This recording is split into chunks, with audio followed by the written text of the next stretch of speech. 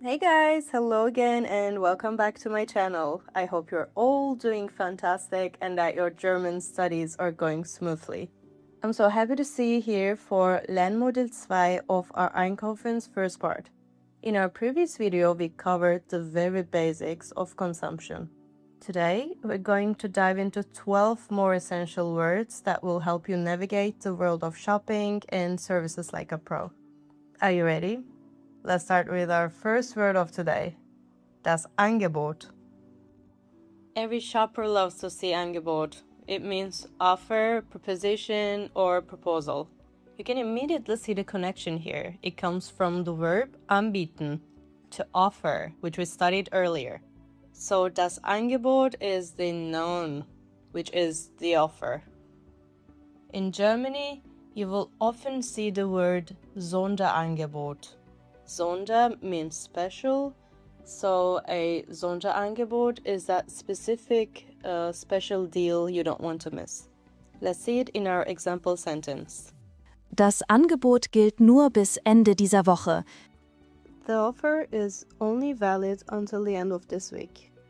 Next up is a word that makes every shopping trip better.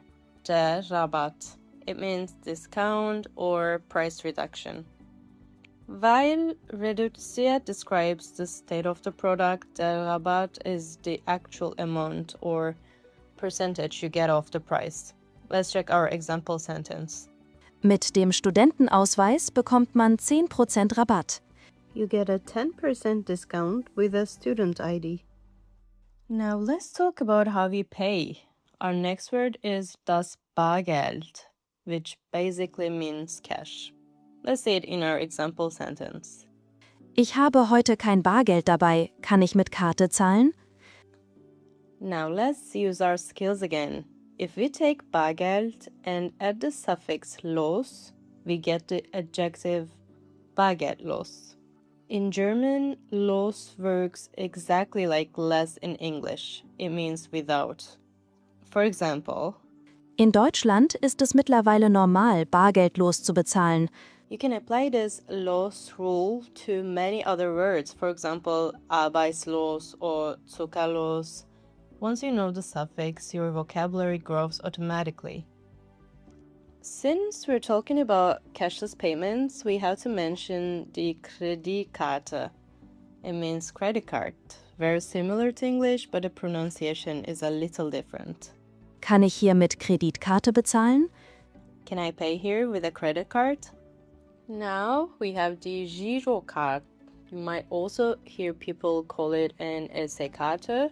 This is a debit card linked directly to your German bank account. In Germany, some small shops or bakeries might say no credit cards, only debit cards. So it's very important to know the difference. Let's see it in a sentence. Ich bezahle meine Einkäufe meistens mit der Girocard. Once the payment is done, you need the proof. Let's look at these two. First is the Quittung. This is a receipt or acknowledgement of payment.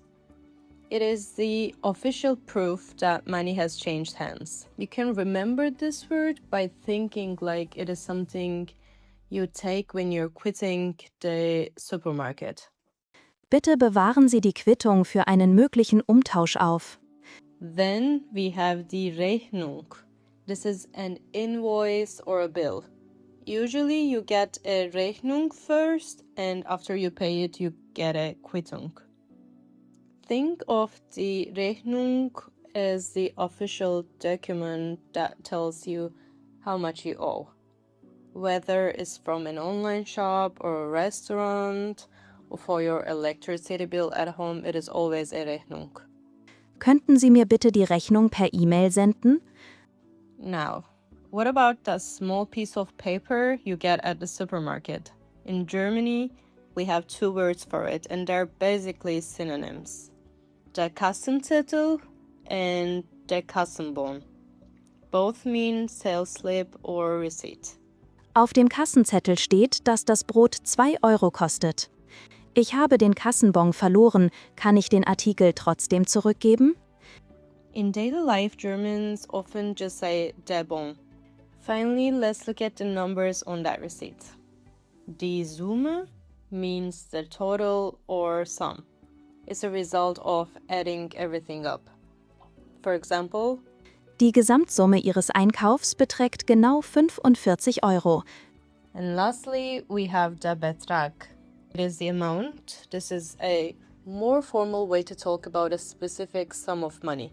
Bitte überweisen Sie den offenen Betrag bis nächsten Montag. And with our last word, we have reached the end of our second module. Learning vocabulary is a process, and I want us to master these words the best way possible. Not just memorize them, but truly understand their logic. Now, I'm curious, were there any words in the second part that were brand new to you? Or maybe some structures that surprised you? Please share them with me in the comments below.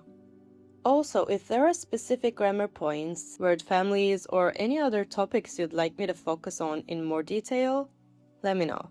Your feedback helps me make these modules even better for you. Don't forget to like, subscribe, and hit the bell button so you don't miss part 3, where we will continue our shopping journey. I'll see you in the next Lernmodul. Tschüss!